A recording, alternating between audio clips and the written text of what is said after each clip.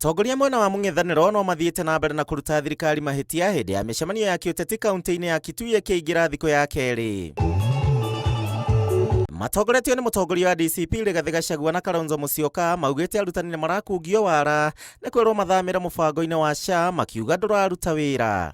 Mimi naambia walimu mjipange, muambie wakuu wenu wa union wa NAT na KUPPET walihongwa na Kasongo wakamtoa Minetu wakapeleka nyinyi SHA.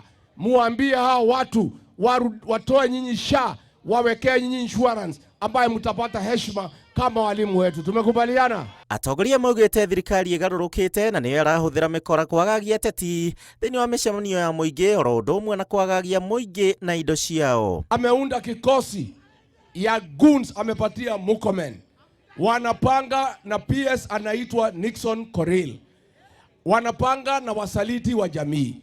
Ile mashamba yote kubwa kubwa huko Kiambu wanaitafuta usiku. This is a country that must remain democratic, a country that must remain under the rule of law.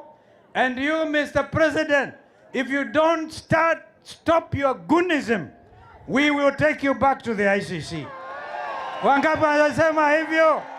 Ni maheanite mukana wa gutabania mirurungano ya gibururi magitetia ungumania honge-ini citiganite na makiria mubango-ini wa SHA makiuga thirikari iria riho ndibatie gukorwo wabici. Yani kwa miaka tamu moja amekula ile ya Uhuru ya tamu yote mbili. Aende asiende jamani?